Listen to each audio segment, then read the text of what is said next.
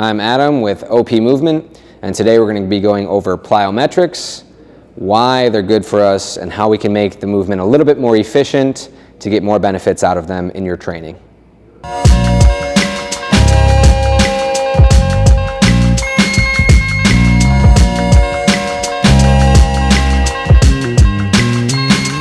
So if you're a runner and you need something else to kind of switch up your routine or add to your strength routine in conjunction with your running training, plyometrics are a great way to add a little bit more rhythm, a little bit more efficiency, and to improve our ground contact time through running in order to improve performance.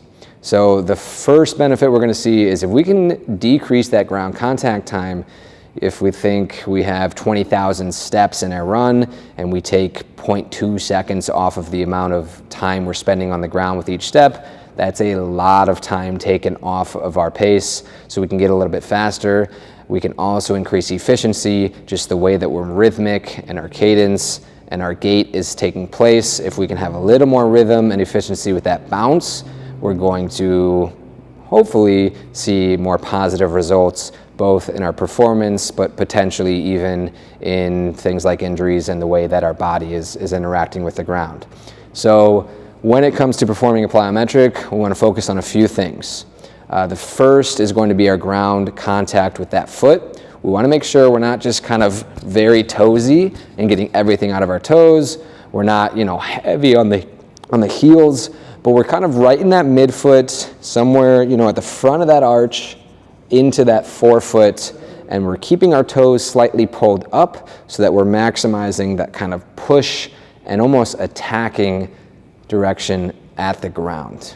From there, we're also focusing on kind of intensity as a metric here. So we don't want to get too intense right away. It's not about getting as high as we can. It's about being efficient and rhythmic with that movement, making sure we're attacking the ground, but getting things to move smoothly. Which brings us to the third point of getting those feet and those hips to kind of create that bounce and that rhythm together. So looking at it from a side view, I'll go into a pogo hop, which will be our first beginner phase of the plyometrics.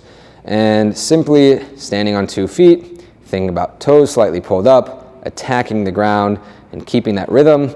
We'll bounce here where my toes are pulled up. I'm hitting more of that mid-foot to forefoot.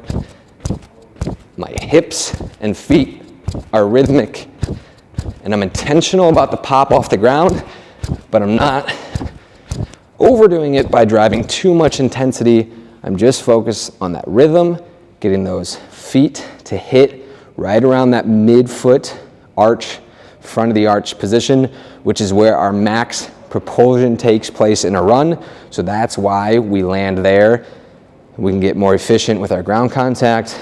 And then it's just about being rhythmic, focusing on that bounce, and just getting a little bit better at feeling the ground, attacking the ground, and being a little bit less toesy and grippy and more rhythmic and controlled.